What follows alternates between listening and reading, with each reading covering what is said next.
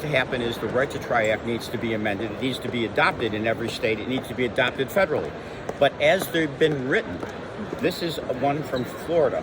As they're written, what they say is they are for investigational drugs, drugs that have not yet been approved. Well, ivermectin was an approved drug. So they would say, the hospitals would argue, it doesn't fit into this.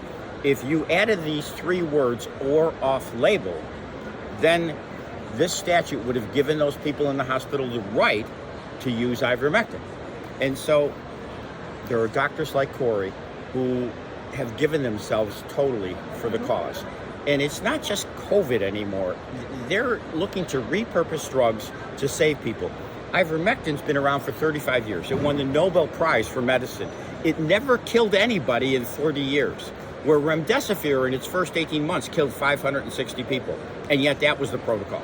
Can you go into your speech just a little bit? The facts, the stats were amazing. Where you were representing Americans, you were seeing major results. So can you touch on that and just give advice to candidates that are running, why this works and what they need to do in your opinion? Well, my advice to candidates, especially conservative-minded candidates or people who value human life, is we should have a legal right to try. We should have a legal right to make medical decisions.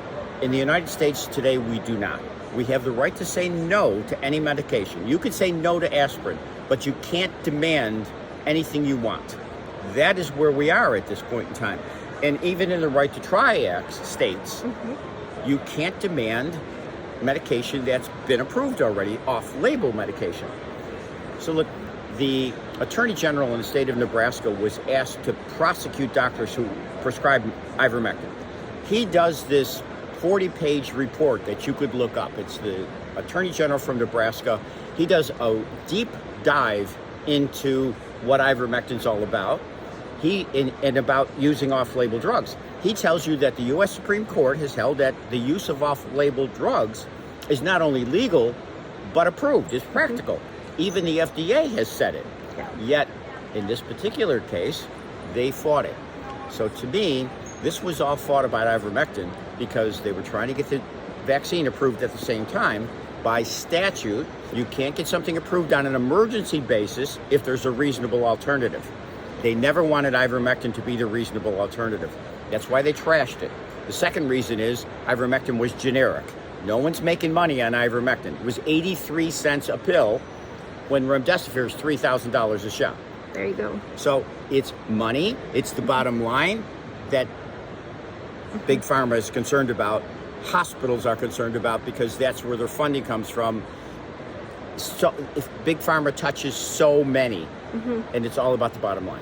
So you said there's a way to change this. Through the Right to Try Act. The Right to Try Act. So if there is senators, if there's... That's right. So, look, in state, it's state legislators. So in New York State, there's assemblymen and senators. I have preached this to the people that are in my particular district, but across the country, and then your U.S. senators and your congressmen. If they would amend the Right to Try Act to add those three words, you would have the legal right to demand medication, where today you don't.